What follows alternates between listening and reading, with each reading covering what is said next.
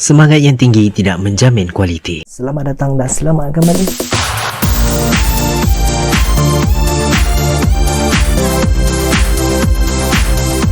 Silence of the 177 adalah filem daripada New Breed Production. Ditulis dan diarah oleh Mark Abbas. Filem ini dibintangi oleh Peter Tobop, Marco Nico, Chechi dan lain-lain. Berdasarkan kisah benar, filem ini mengisahkan mengenai perjuangan sekumpulan adik-beradik yang telah menyaksikan kekejaman penjajah Jepun terhadap penduduk-penduduk di tanah Borneo. Ini bukti saya beli tiket dan tonton filem ini. Bukan apa, tak nak ada orang bersangka negatif yang saya tengok percuma ataupun saya tonton di mana-mana saluran yang tidak sah. Selepas saya habis tonton filem ini, hinggalah kredit mula berputar di hujungnya, saya hanya berfikir mengapa The Silence of the 177 lepas untuk tayang di Pawagam, dan juga kenapa wayang tempat saya boleh ambil filem ini sedangkan ada filem-filem lain yang boleh diambil. The Silence of the 177 adalah sebuah karya yang saya tak boleh nak panggil sebagai sebuah filem untuk tayangan 2023. Lagi-lagi menjangkakan penonton membayar untuk menontonnya. Saya tak boleh nampak filem ini boleh berjaya mengaut keuntungan, melainkan mungkin mendapat apresiasi dalam setengah komuniti peminat filem. Saya lagi percaya jika filem ini dihasil dan terus ke platform streaming, televisyen, festival ataupun DVD. Berdasarkan sebuah artikel, filem ini dihasilkan dalam setahun 3 bulan dengan kos sebanyak RM950,000 dengan RM400,000 disalurkan Finas. Adakah berbaloi kos itu dengan kualiti filem ini? Itu terpulang kepada individu, tapi bagi saya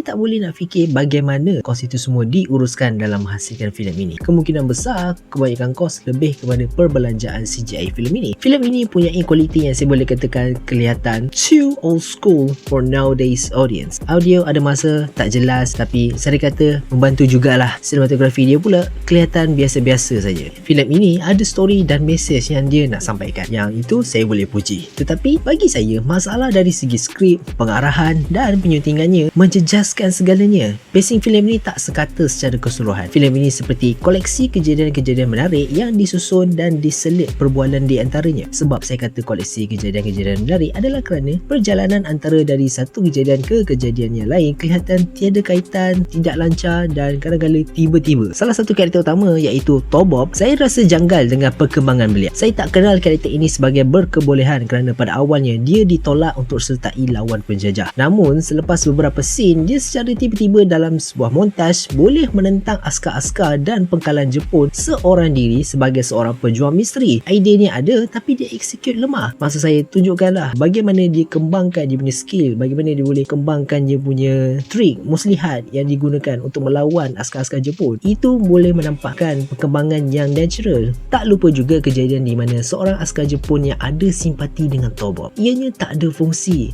Biarpun nak tanam idea yang dalam askar Jepun ada yang berhati perut dan hanya menurut perintah, tetapi ianya tidak bawa ke mana-mana. Idea itu diadakan dan kemudian ditamatkan dalam hanya beberapa scene. Ia tidak beri apa-apa kesan kepada perjuangan Tobop. Saya boleh katakan ada pemaparan yang berani wanita-wanita dalam filem ini yang sememangnya tak diperlukan langsung. Ia hanya ada sekejap saja dalam beberapa scene, tapi ia kelihatan janggal dan lagi sekali tak diperlukan.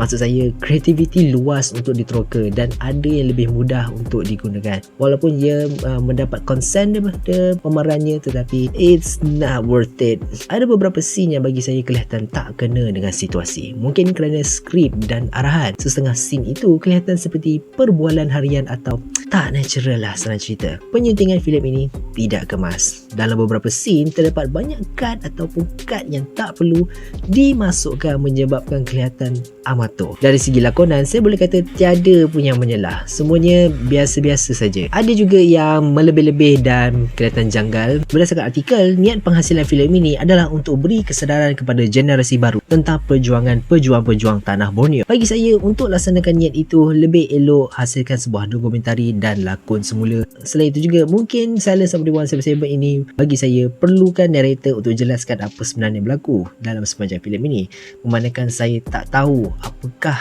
yang berlaku sepanjang filem ini. Secara keseluruhan, Silence of the 177 adalah filem yang berkualiti rendah yang bagi saya tidak berbaloi sebagai tontonan berbayar di Pawagam. Biarpun saya menyatakan perkara seperti yang di atas dan tidak menyebelahi hasil titik peluh pembikin filem ini, Mark Abbas dan kru serta bintang-bintangnya, saya perlu puji juga semangat mereka. Dalam sebuah interview, Mark Abbas menyatakan beliau telah ceburi dunia filem lama dan beliau bosan asyik memainkan peranan sebagai orang jahat. Maka terus bergerak sendiri hasilkan filem-filem sendiri agar beliau boleh jadi hero. Saya perlu akui, saya sebenarnya tabik dengan pembikin-pembikin filem seperti Mark Abbas. Beliau berani bertindak tanpa perlu tunggu buang masa untuk dapatkan peruntukan. Beliau terus lakukannya dengan cara sendiri. Hasilnya, beliau telah hasilkan banyak filem sebelum filem The Silence of the 177. Mark Abbas mengingatkan saya tentang seorang pembikin filem bernama Neil Breen yang juga telah hasilkan banyak filemnya sendiri. Beliau juga antara pembikin filem yang saya tabik kerana berani buat sendiri dan jual.